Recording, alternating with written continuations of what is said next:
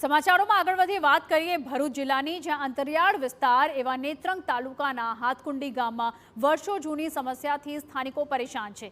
ભારે વરસાદમાં વારંવાર ધોવાઈ જતા કામચલાઉ નાળાને કારણે 500થી વધુ ગ્રામજનો અને શાળાએ જતા બાળકોને ભારે હાલાકી ભોગવવાનો વારો આવ્યો છે। હાથકુંડી ખાડી પર બનેલું કામચલાઉ નાળું વારંવાર ધોવાઈ જાય છે। ચોમાસું આવતા જ સ્થાનિકોના માથે મુસીબત આવે છે। નાળું ધોવાઈ જવાના કારણે ગામનો સંપર્ક જ જાણે તૂટી ગયો હોય તેવી સ્થિતિ સર્જાઈ છે। રોજ અપડાઉન કરતા વિદ્યાર્થીઓ અને સાથે જ ખેતરમાં જતા ખેડૂતોને ભારે મુશ્કેલીનો સામનો કરવો પડી રહ્યો છે। નાળું ધોવાઈ જતા કાર તો છોડો, બાઇક પણ નીકળી ન શકે તેવી સ્થિતિ સર્જાઈ છે। ભારે વરસાદ બાદ નાળું તૂટી જતા લોકો જીવના જોખમે વીજપોલ આડો મૂકીને તેના પરથી ખાડી પાર કરવા માટે મજબૂર બન્યા છે। તંત્ર માત્ર કામચલાઉ સમારકામ કરીને સંતોષ માની લે છે, પરંતુ વરસાદ આવતાની સાથે જ આ કામચલાઉ વ્યવસ્થા પણ પાણીમાં તણાઈ જાય છે। ગ્રામજનોની માંગણી છે કે તાત્કાલિક પુલ બનાવવામાં આવે।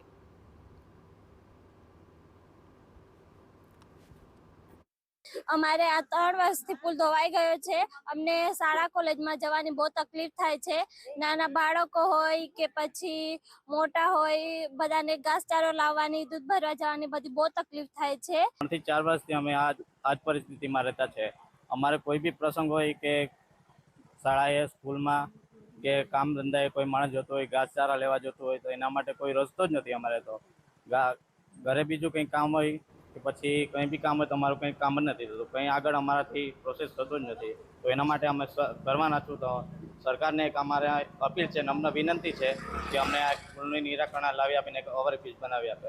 કારણ કે નિશાળે છોકરાને જવું હોય તો એ પણ બહુ મુશ્કેલી પડશે, અને કદાચ કામ અર્થે બહાર નીકળવું હોય તો પણ મુશ્કેલી પડે। 2-4 દિવસ સુધી લોકો ગામના